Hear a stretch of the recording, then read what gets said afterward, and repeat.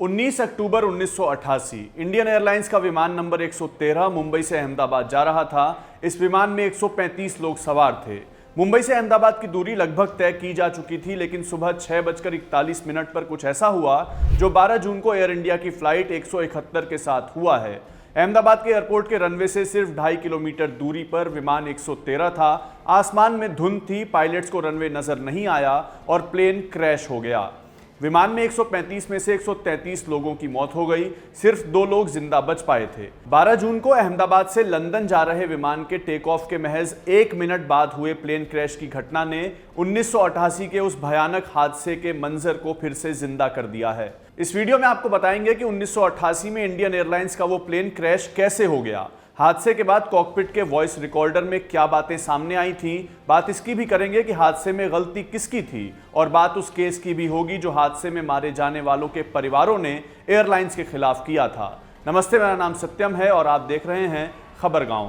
बात 19 अक्टूबर 1988 की है। इंडियन एयरलाइंस की फ्लाइट 113 का मुंबई से शेड्यूल्ड डिपार्चर 5:45 का था, मगर एक यात्री के लेट होने की वजह से फ्लाइट 6:05 पर मुंबई से उड़ी।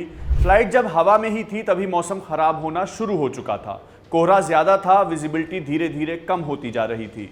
इस फ्लाइट में कुल 135 लोग सवार थे, जिनमें से 129 यात्री थे, 2 पायलट और 4 क्रू मेंबर थे। फ्लाइट के पायलट्स कैप्टन OM दल्लाया और फर्स्ट ऑफिसर दीपक नागपाल थे। प्लेन क्रैश कैसे हुआ? 6:41 पर विमान ने एयर ट्रैफिक कंट्रोल को आखिरी कॉल किया था। इसके कुछ ही लम्हों बाद प्लेन एयरपोर्ट से करीब 2.5 किलोमीटर पहले एक पेड़ और एक हाई करंट वाले बिजली के खंभे से टकराया। प्लेन में आग लग गई और वो क्रैश हो गया। इस हादसे में सभी 6 क्रू मेंबर्स और कुल 127 यात्रियों की मौत हुई थी। मरने वालों में 5 बच्चे भी शामिल थे। हादसे में 2 लोग बचे थे, एक टेक्सटाइल बिजनेसमैन अशोक अग्रवाल और गुजरात विद्यापीठ के पूर्व VC विनोद त्रिपाठी।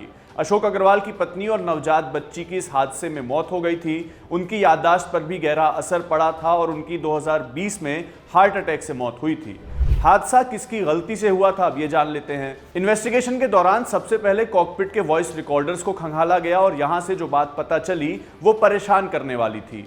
कॉकपिट की बातें सुनकर पता चला कि पायलट्स रनवे को स्पॉट करने के चक्कर में इस बात पर ध्यान ही नहीं दे पाए कि प्लेन लगातार नीचे की ओर जा रहा था, जमीन से उसकी दूरी कम होती जा रही थी। रिपोर्ट में यह भी बताया गया कि पायलट्स ने एयर ट्रैफिक कंट्रोल से लैंडिंग एक्सेस मांगने जैसी अहम प्रक्रियाओं को भी फॉलो नहीं किया था।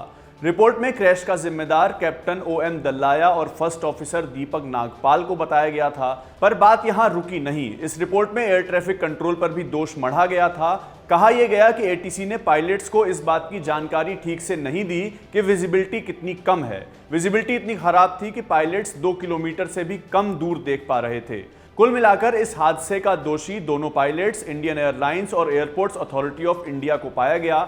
1989 में इंडियन एयरलाइंस ने मृतकों के परिवारों को 2-2 लाख रुपए मुआवजे के तौर पर देने का ऐलान किया था, मगर इनमें से 34 यात्रियों के परिवार कोर्ट गए और एयरलाइंस की गैर जिम्मेदाराना हरकत का हवाला देते हुए मुआवजे की रकम बढ़ाने की मांग की थी।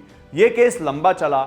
आखिरकार 2009 में सिविल कोर्ट ने इन 34 परिवारों को 6-6 करोड़ रुपए देने का आदेश दिया था। अब जान लेते हैं कि जो प्लेन 1988 में क्रैश हुआ था उसकी कहानी क्या थी। ये प्लेन बोइंग 737 था जो इंडियन एयरलाइंस के पास 1977 से था। इंडियन एयरलाइंस एक सरकारी कंपनी थी जो एयर कॉर्पोरेशंस एक्ट 1953 के तहत शुरू की गई थी। अगस्त 1953 में इसका डोमेस्टिक उड़ानों के लिए इस्तेमाल होना शुरू हुआ था। आज़ादी से पहले भारत में Deccan Airways, Airways India, Bharat Airways, Himalayan aviation, Kalinga airlines, Indian national Airways, air services of India domestic उड़ानों के लिए इस्तेमाल किए जाते थे। इन सब एयरलाइंस और एयर इंडिया की डोमेस्टिक विंग को मिलाकर ही इंडियन एयरलाइंस को शुरू किया गया था। 2005 तक इंडियन एयरलाइंस जेट एयरवेज के बाद भारत की दूसरी सबसे बड़ी एयरलाइन थी। 2007 में सरकार ने इंडियन एयरलाइंस को एयर इंडिया के साथ मर्ज कर दिया था और अंततः 26 फरवरी 2011 को इंडियन एयरलाइंस पूरी तरह से एयर इंडिया का हिस्सा हो गई थी और इसके ऑपरेशंस को बंद कर दिया गया था। अहमदाबाद हादसे से जुड़ी हर खबर के लिए देखते रहिए खबरगांव। मेरा नाम सत्यम है, कैमरे के पीछे हैं आनंद। शुक्रिया।